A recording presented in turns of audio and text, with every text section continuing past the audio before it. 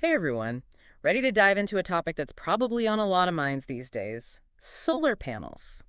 Yeah, who isn't thinking about solar these days? It's like everyone wants to save money and be a little greener, right? Absolutely. But picking the right solar panels, where do you even begin? It can feel pretty overwhelming, to be honest. Yeah. So many options. All those specs and features, it's a lot. That's why we're tackling this head on today. We're diving into a recent article.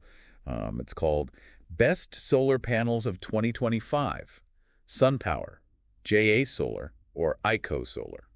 Okay, so think of this deep dive as your solar cheat sheet. We'll break it all down. Yeah, the essential stuff you need to know to choose right. For your roof, for your budget, just to make a smart investment. Because let's be real, just slapping any old panel up there won't cut it. No, not at all. Earlier, you mentioned different panels for different roofs. Yeah. Even the size can be a big deal, like standard versus jumbo panels. Okay. So imagine this. You've got a spot on your roof, right? Right. And it fits two standard panels. Okay, I'm picturing it. But then there's this, awkward space left over. Ah, I see. Wasted space. Exactly. And that's where a jumbo panel could be a total game changer. Like the ICO Comet 1N, its design is, it's elongated. So you can maximize that space. Ooh, that's clever. It's all about maximizing those solar square feet. You got it. But beyond size, we need to talk specs. Okay, specs. I know wattage gets tossed around a lot. It does, but it's just one piece of the puzzle. Well, right, so what else is there? Module efficiency is key. Module efficiency. So, how much sunlight actually gets turned into electricity? Exactly. Think of it like fuel efficiency for your car. Higher efficiency means you're getting more bang for your buck. Or your sunbeam, I guess. Okay, I like that analogy. It makes sense. What about the materials? Is there a specific type of silicon we should be looking for? Yeah, monocrystalline silicon is kind of the gold standard right now. Okay. They tend to be more efficient than the older polycrystalline types. Got it. So monocrystalline. And what about semiconductor type? Is that something we need to worry about? Good question. Yeah, N-type is generally considered better than P-type. For the long haul. For the long haul. Okay. Why is that? They're more resistant to degradation. They'll keep producing a good amount of energy even after years of being out there in the elements. So N-type panels might cost a bit more upfront, but they could lead to savings over time. Exactly. It's an investment. Makes sense. Now, temperature coefficient. That sounds a little, Technical. Yeah, a bit technical. What's that all about? So the temperature coefficient basically tells you how much the panel's performance drops as the temperature goes up. Okay. And, solar panels, they love cooler temperatures. Right, so a lower temperature coefficient is better, especially here in the UK. Especially in the UK. Think about those summer heat waves. Yeah, definitely. Which makes me think about the long term, how these panels will hold up over time. And that brings us to warranties. Super important when you're making a long-term investment like this. Yes, the dreaded warranty talk. I know it's important, but can we get the quick version? Okay, so there are two main types: power output warranties and product warranties. Power output guarantees the panel will still produce a certain amount of power after, say, 25 years. Right. Good rule of thumb. Look for panels that guarantee at least 88% of their initial output after 25 years. 25 years, wow. Okay, so what about that other warranty, product warranty? That one covers defects, like if there's a problem with the materials or the way it was made. It's like insurance against manufacturing flaws. Got it. Now, what about bifacial panels? They sound almost too good to be true.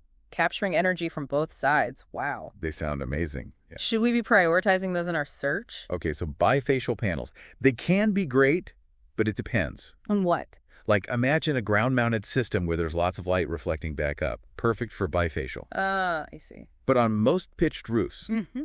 the angle, the type of tiles, they limit how much light can actually reach the back. So maybe not worth the extra cost for your average homeowner? Probably not. It's about being realistic about what you'll actually gain. Okay, no falling for marketing hype here. So now for the fun part, right?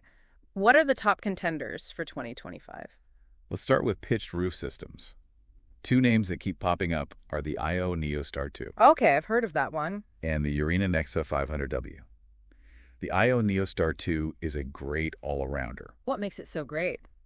Well, it offers excellent efficiency at a really competitive price. And aesthetically, it's got this sleek black design that blends in nicely, Yeah, that's important for a lot of people. It is. And remember that temperature coefficient we talked about?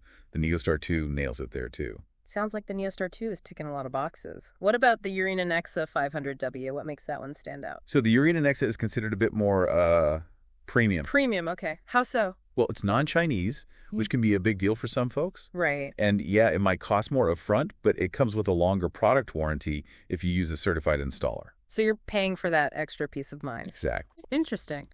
Okay, so we have efficient and cost-effective versus premium and potentially longer lasting. Tough choices. But before we get lost in model specifics, let's circle back to those jumbo panels. What are our options there? If you're all about squeezing every drop of energy from your roof, the IO Comet 1 is hard to beat, great efficiency, and the price is really attractive. High efficiency and a good price. I like the sound of that. Yeah, it's a winning combo. And then you've got the DM 585W. Oh, tell me about that one. It's another option, especially if you have a setup where bifaciality could actually be beneficial. It's all about the right tool for the job. Absolutely. No one size fits all here. Now, we've talked pitched roofs, but what about trickier situations like shaded roofs or in-roof systems? Any standout panels for those? Yeah, for shade, the RE Alpha RX460W is a good one. It's got extra bypass diodes. They'll do those too. They help to minimize the impact of shading on the panel's output. So even with a few pesky trees, you can still get decent energy. You got it. That's good to know. And in-roof systems, where the panels are, like, integrated into the roof itself. In those cases, the IO Neostar 2, with its temperature coefficient, is a strong contender. Because the systems can get pretty hot, right? Yeah, less airflow. So you need a panel that can handle the heat. For sure. Now, I know a lot of people are thinking about the environmental impact of their solar panels. Yeah. Are there any brands that are really leading the way in sustainable manufacturing? Yeah, it's great to see sustainability becoming a bigger focus in the industry. DM, for example, they're committed to 100% green production, and they have a high fire safety rating. Okay, that's good to know. What about other brands? Urena, they use recycled materials and also have a Class A fire rating. And then you've got IO, they've actually received awards for their transparency, Right. in those environmental and social practices. That's fantastic. Any others? JA Solar offers full module traceability, so you can trace the origins of your panels. So there are definitely options out there for the eco-conscious consumer. That's great to hear. It's reassuring to see companies taking this seriously. Yeah, it's not just about the technology, it's about the whole process. Well, we've covered a lot. From understanding the key specs to exploring different types, even touching on a sustainable manufacturing. It's a lot to take in. It is. Choosing solar panels, it's not a decision to be taken lightly. No, but with a little research, you can make a choice that's good for you and good for the planet. Exactly. And hey, stay tuned because in part 2, we'll be talking about... All right, welcome back. So we've covered a lot of ground on picking the right panels, but that's only half the battle, right? Yeah, for sure. I mean, even the best panels in the world won't do much good. If they're not installed properly. Exactly. Installation is crucial. It's like having all the ingredients for a fancy meal, but not knowing how to use the oven. Huh. Perfect analogy. So many things can go wrong with a bad installation. Okay, so what are we talking about here? What are some of those things that can go wrong? Well, mounting is a big one if the panels aren't securely attached. Okay. Strong winds, you're talking potential damage, safety hazards, not good. So this is serious stuff. We're not just talking about a few loose screws here, right? Oh, no, definitely not. It could compromise the whole system, Yep. even lead to structural problems. Yikes. All right, so mounting. What else? Wiring. Improper wiring. That's a huge risk. Yeah, electrical stuff always makes me nervous. And for good reason. Mm-hmm. Electrical shorts can cause fires, damage the panels. Scary stuff. So definitely want to leave that to a qualified electrician. Absolutely. No DIY wiring projects here. Okay, mounting, wiring. Any other red flags we should be looking out for? Sealing. Can't forget about sealing. Sealing. Yeah, the panels are out there in the elements 24/7, right? Rain, snow, wind. Every penetration in your roof needs to be sealed properly to prevent leaks. Okay, makes sense. So leaky roof is the last thing you want. Water damage, mold. No thanks. Exactly. And this is where a good installer really shines. Because they need to know more than just about solar panels, right? Right. They need to understand roofing, too. They need to know how to integrate those panels seamlessly with the existing roof. So we're talking about more than just a solar expert, right? We're talking about someone who can really ensure a watertight and durable installation. You got it. Okay, that makes a lot of sense, which makes me think about how do we even choose the right installer? What should we be looking for? Well, experience is key.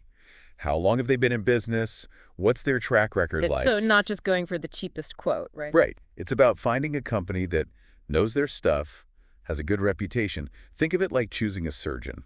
Oh, I like that. You wouldn't go with the cheapest option without checking their credentials. Exactly. It's an investment in your home. You want to make sure it's done right.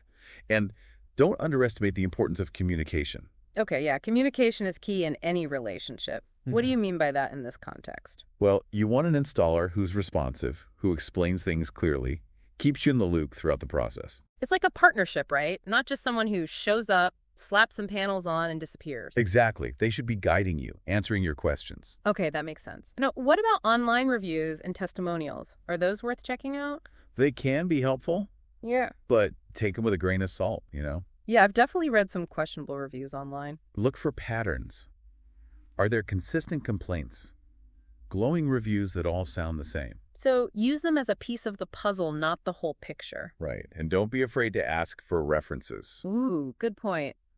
Talking to actual customers can be really valuable. Definitely. You can get insights into their workmanship, customer service. Word of mouth is powerful. Anything else to consider when we're evaluating installers? One last thing. Think about the company's values. Do they walk the walk when it comes to sustainability? So do they recycle old panels? Are they involved in the community? Exactly. Choosing an installer that aligns with your values can make the whole experience that much better. Makes sense. All right, so we've covered installers, but now let's talk money. What costs should we be prepared for when going solar? Okay, well, the big one is obviously the solar panel system itself. The panels, inverters, mounting hardware.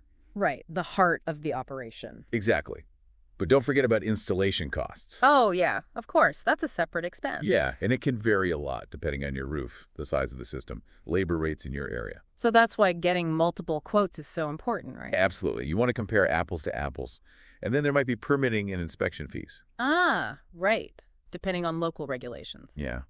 And it's wise to factor in potential maintenance costs, too. Maintenance. But I thought solar panels are pretty low maintenance. They are, generally. But you might need to clean them occasionally. Or maybe a minor repair here and there. Okay, so factor in a little bit for upkeep. So we've talked about the costs, but now for the fun part, the savings. That's why we're doing this whole thing, right? Yeah, exactly. And the biggest savings come from, well, not paying for as much electricity. Once your system's up and running, you're generating your own power. It's like having your own mini power plant on your roof. I like that. And you're not at the mercy of those rising electricity rates. Music to my ears. Are there any other financial benefits we should know about? Yeah. Depending on where you live, you might be eligible for incentives or rebates. Oh, tell me more about those. They can really help with those upfront costs, tax credits, cash rebates, even performance-based incentives, where you actually get paid for the electricity you generate. Wow, that's amazing. It's like getting rewarded for going green. Okay, but with all these costs and potential savings, how do we know if solar actually makes financial sense for us? Good question. A solar payback calculator can be a really helpful tool. It takes into account things like your energy usage, system cost, Okay. available incentives, electricity rates, and then it estimates how long it'll take for your system to pay for itself. So you can see when you start coming out ahead? Exactly. And, a lot of installers offer free consultations, financial analyses. Oh, that's helpful. Yeah, they can look at your specific needs, design a custom system, give you a breakdown of costs, savings, potential return on investment. Sounds like they can be a great resource. They really can be. So it's all about gathering information, crunching those numbers. Making sure it aligns with your budget and your goals. Exactly. And even if solar doesn't make sense right now, it's worth revisiting the idea down the road. Incentives change, panel prices fluctuate, electricity rates keep going up. It's a dynamic landscape. Okay, so we've covered the financial side of things, but there's one more big piece to the puzzle, the environmental impact. Stay tuned for part 3, where we'll discuss. All right, welcome back for the final part of our solar deep dive. We've talked about the panels themselves, finding the right installer, and crunching those numbers. Yeah, the nitty-gritty stuff. But we can't forget about the bigger picture here, right? Absolutely. It's about more than just saving a few bucks on your electricity bill. It's about the planet. Exactly. So let's talk about those environmental benefits. What makes solar energy such a powerful tool for a more sustainable future? Well, first and foremost, it's clean. It's renewable. Unlike those fossil fuels, the ones that release all those nasty pollutants when you burn them. Yeah, not exactly good for the environment. Nope. Solar panels, they just soak up that sunlight and turn it into electricity. No emissions. So no smokestacks, no smog, no contributing to climate change. Sounds pretty good to me. It is. And because we're relying on the sun, well, the sun's not going anywhere anytime soon. It helps us move away from those finite fossil fuels. So we're lowering our carbon footprint, but also taking a step towards energy independence. Right. And think about local air quality. All those fossil fuel power plants pumping out pollution near where people live. Yeah, not ideal. With solar, we can help create cleaner, healthier air for everyone. It's like a ripple effect. Yeah, it starts with your roof, and then it spreads out, creating positive change on a bigger scale. I love that. And it's not just about the clean energy itself. Solar panel manufacturing is becoming more sustainable too, right? Yeah, definitely. A lot of companies are doing great things with recycling, minimizing waste. So it's a whole process that matters. Exactly. And as technology keeps evolving, we can expect even more progress on that front, less impact, more sustainability. It's a win-win. Okay, so for someone who's still on the fence about solar, what would you say are the top 3 reasons why it's good for the planet? Good question. I'd say, number 1, it drastically cuts down on your carbon footprint. Okay, that's a big one. Number 2, it reduces our reliance on those finite resources. We're talking about a more sustainable energy future. Right, looking ahead to the long term. And number 3. Number 3, it supports the growth of a cleaner, more responsible industry. So we're voting with our wallets, in a way. You could say that, yeah. And remember, even small actions add up. Yeah, that's important to remember. We all have a part to play. Absolutely. Well, we've covered a lot of ground in this deep dive. We have.